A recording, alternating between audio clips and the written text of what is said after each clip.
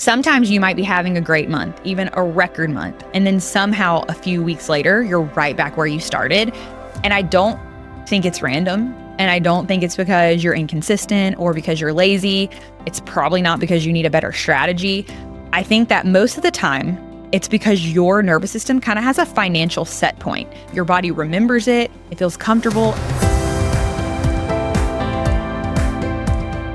Today, I am so excited to talk about a topic that literally comes up with my female leader clients on every single coaching call. Every time I'm in my DMs, it gets talked about a lot. Welcome back to the show. I'm Emily, your host. So the question that I get a lot is, well, it's not even a question. It's more this topic that keeps coming up, that your income keeps staying the same no matter what you try to do. I have all these clients that come in who maybe they're making really good revenue in their business. They're doing 10K a month, 20K a month. It could even be like 40K, 50K, like, high levels of revenue on a monthly basis in their business. It could even be 100K months. And they feel stuck. They feel like they are, doubling their ad budget, or they are increasing how much their content they're putting out. They're doing all these things to try to increase that number. And no matter what they do, their income, their revenue keeps rubber banding back. So sometimes what I see happen is their income will start creeping up to like the next level. Maybe you're at 20K months and all of a sudden you start creeping to 30 and you're like, yes, this is exactly what I want because I'm trying to get to 50K consistent months. And then before you know it, you're back to 20. You're back to 20. And so I want to talk about how I think this is a nervous system response and how this can show up for you so that you can start taking steps to start working through that. Okay.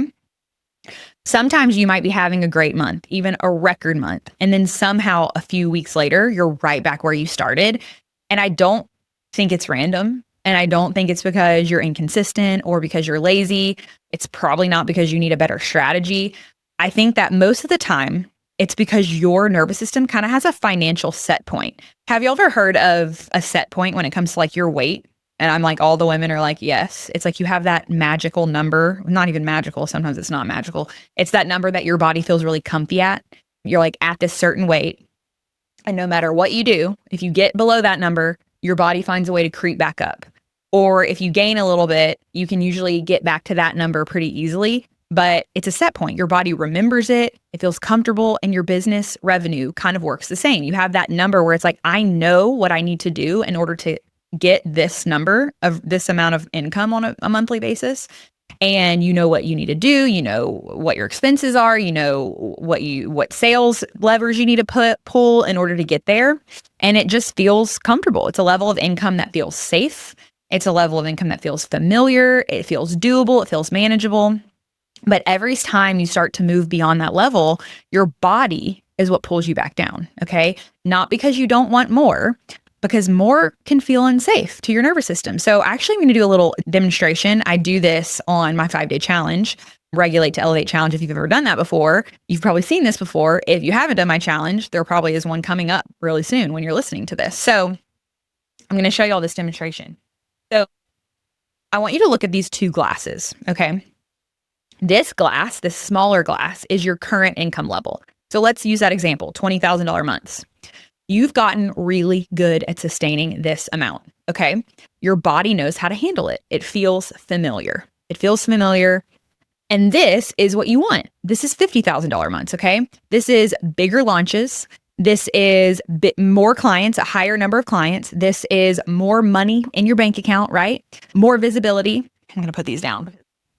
They're covering my face, but you understand what I'm saying. It's like the bigger glass. It is what you want. It's what you desire in your business. It's more responsibility though. So it feels scary because you're like, okay, with more responsibility comes working more hours. With more clients comes more responsibility for me, more demand on my time. And so that starts feeling scary. When there's more money coming in, it's like, oh, that could mean higher expenses. And consciously, you want the bigger months. You want the bigger glass. But if your nervous system only feels safe holding this smaller glass, then what happens is you will subconsciously, I say, rubber band back to this size every single time because the big glass feels overwhelming. The big glass feels scary. And so you sabotage, you delay things, you overthink things, you create chaos, even when there is no chaos, and you accidentally, without even realizing it, recreate the exact conditions in your business that keep you stuck at this level. You don't even realize you are doing this. I'm telling you, you have no idea. There are things happening between your ears and your brain that you don't know that you're actually doing. And a lot of you are probably nodding your heads right now. You're like, man, I do this. I do this all the time. But you don't wake up every day on a daily basis and consciously say, you know what? Let me ruin this opportunity that's coming up. Let me ruin it. No, it's so much more sneakier than that. What you do is you start delaying the thing that would make you more money. You just delay it. You're like, let me do that next month because that timing will be better, right? You tweak your copy like 12 more times. You know that you need to follow up with that lead, but you wait. You wait to follow up because you're like, oh, this new revenue feels like so good. You're like, I made a little bit more than I did last month and this feels really good. And so I don't need to push as hard anymore. You know that you need to raise your price in order to get to $50,000 months. You know you need to ask for the sale in order to get to $50,000 months.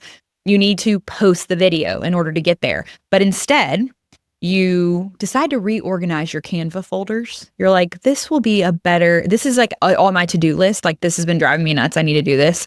You spend 2 hours trying to perfect like the perfect graphic to make your reel cover, with like the prettiest thing, because it's really important that your Instagram feed looks aesthetic, right? You tell yourself you're going to do it tomorrow when you have more energy or more clarity or you're having a better hair day, right? But that's not really what's going to happen for you. It's not actually going to happen tomorrow when you have a better hair day. It's not going to happen tomorrow because clarity isn't going to just naturally fall out of the sky. What happens is if the offer does sell out, that means you have to sustain it now, right? You have to sustain it. You have to get on that many more calls. You have to have that many more emails coming in from new clients. And your body goes, nope, this is too much. This is too much. And so I want y'all to picture these glasses as like the size of your current container, like your body's nervous system. And what happens is, like, picture this glass. A lot of times when I do this demonstration, they're filled with water. And normally the smaller glass is over flooding with water. It's overflowing. Like, water is about to pour out the top because you're handling too much in your container. Your body, your nervous system is flooded, right? You need to be able to pour this amount into a bigger container, a more expanded capacity for your nervous system. But it's scary to do that. It's scary to do that because it feels easier to just delay it. Your body goes, nope, too much whenever there's bigger opportunities that come up. Sometimes you quote your new price, your new rate, and then you immediately panic and go back. Just kidding, I can give you a discount. Just kidding, I can give you a little discount. I know it's expensive. Please, if you ever say that, never again. Stop saying that in your sales messaging. You say, like, I could split it into payments. I'll throw in an extra bonus call. I'll add one-on-one to your offer, even though you don't want to give one-on-one as a part of your offer. You make your offer smaller because you're trying to make yourself feel safer. And that is why your revenue keeps rubber banding back to the level that it keeps staying at. And then you wonder, why is my income never exploding? You pull back on visibility right when things start working for you. I think back to whenever this actually happened in my own business. I was making very consistently 20 to 25K months. And I remember thinking, if I could just get to like 40 or 50K, like, things would just feel so much easier. Things would feel so much more expansive. I wouldn't feel so much pressure. But what would happen is, as soon as I hit 30 or 35K, I would spend more in my business. I would invest in the new thing that had been on my mind, or I would overspend on, the nicer plane ticket or the nicer hotel room or the outfits. And then all of a sudden my profit margin was the same as it had always been because now my expenses were higher, even though my revenue was higher. And so I kept capping myself. And then I would be like, this is too much. Or maybe I would take my foot off the gas pedal. I'd be like, oh, look at this. We're up to 35K, 40K months. Take my foot off the gas pedal. And then all of a sudden the next month I'm back at 20. And it's huge. I remember pulling back on my visibility when things started working. It's like, as soon as you start getting traction, people are responding to your content. Your engagement goes up. You're getting more people in your DMs. You're getting more people wanting your offer, more eyes on you. Then all of a sudden you disappear I have a client, gosh, this makes me think of her. She's like so triggered by her DMs. Like the second she starts getting too many messages, she will not respond for like literally weeks and weeks. And she's losing out on so much business. She's losing out on hitting that next revenue level because her nervous system is sabotaging her because she feels scared to step into that bigger container. You stop posting for a week. You convince yourself you need to redo your branding. You tell yourself your hair looks bad or your house looks messy or you need to renovate your kitchen before you post videos of your kitchen in the background. Your energy feels off. Your content's not good enough. But what actually is happening is just your visibility is increasing. Being seen feels unsafe. Being seen also means you're going to be judged. And somewhere along the way, your nervous system has learned that being visible is dangerous. You should listen to my episode, watch my episode on that. So right when your business starts expanding, you shrink. You create chaos after you have a bigger month. This is a classic income plateau pattern. Hit a great month. Immediately after, you stop tracking your numbers. You overspend, like I said I did. You take your foot off the gas, like I've done before. You become less consistent. You stop following up. You avoid looking at your finances. Oh, that's such a big one. So many people are scared to log into their bank account and look at their numbers. But knowing your numbers is so empowering. And when you can get past that discomfort of looking at your bank account, knowing what your expenses are, knowing what your revenue is, having a thumb, not being obsessive, but having a thumb on where you are numbers wise on a monthly basis, it is so empowering to be able to make data-driven decisions. We consistently will bring ourselves down to that level of familiarity. So there are hidden beliefs beneath this pattern, beneath this plateau. For most women, the plateau is not really about money. Like it's not always about money. It's about what money means to you, right? That's why money mindset is so important. That's why I've always worked with people who have taught me. I've overcome some major money mindset beliefs. When you start thinking about making more money, your brain attaches a lot of stories to that. So it'll say, if I make more money, then I'm going to have less time with my family. And when that's an underlying belief, you will self-sabotage yourself so that you don't make more money, right? You will think, if I make more money, people are going to expect a lot more from me, right? So if people are going to expect more from me, then I need to make less money. If I make more money, I'll be judged. If I make more money, I could lose the more money. Or as soon as you make more money, you go and spend the more money because you have scarcity that's never going to happen again. You're never going to be able to make that extra 10K ever again. So let me go ahead and spend it so that it's actually somewhere where it can be used. If I make more money, I'll have more pressure. If I make more money, there's an opportunity that I could fail in an even bigger way than if I just stayed in my $20,000 months. Your nervous system has coded more as dangerous. So this is why mindset work alone is not enough. Like you can do the money mindset work all the time, but you cannot just slap a new thought on top of an unsafe body.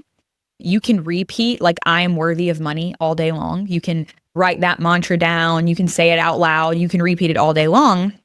But your body hears more money and immediately thinks more pressure, more visibility, more responsibility. And that thought is never going to fully land in a dysregulated body. Okay. But safety, nervous system safety, creating nervous system safety through regulation resources, regulation tools, a regulated nervous system. Safety is what allows these new beliefs to stick. That mantra, I'm worthy of more money. If that's a new belief you want to think, if that's a thought you want to think, feeling safe in your body allows that new thought to actually become a belief and to stick in. Safety is what allows you to actually follow through with the actions that are required in order to make more money.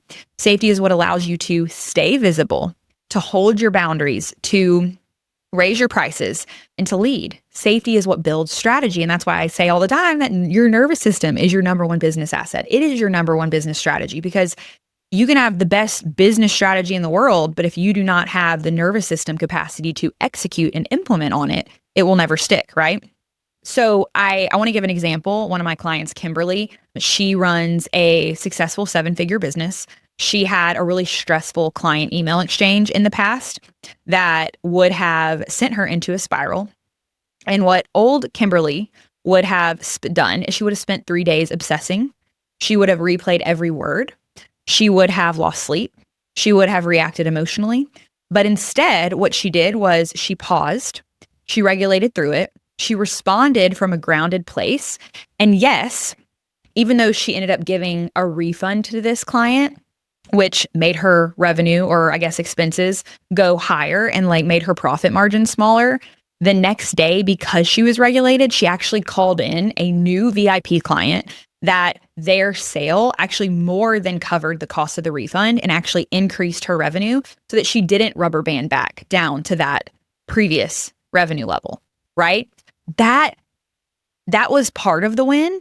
But one of the biggest wins was that she didn't collapse through that situation. She stayed in her power. She stayed in leadership. She stayed available for the next opportunity.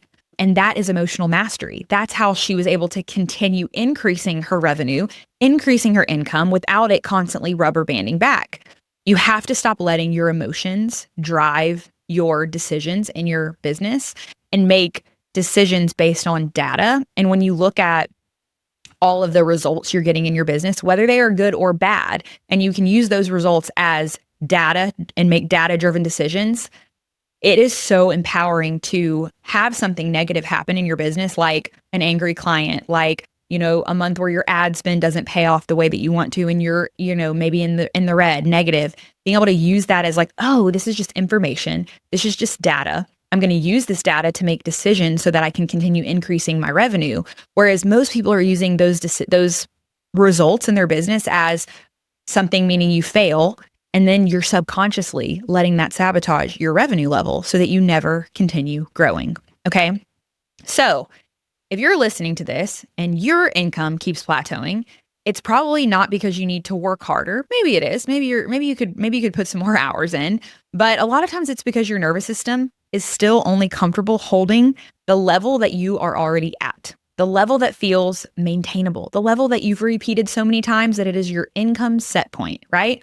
The next level of income does not come from doing more in every single case. It comes from becoming the version of you that feels safe, holding more visibility, more responsibility, more money, more success, right? And until your body, your actual body, your autonomic nervous system in your body feels safe, you will keep rubber banding back to the same number.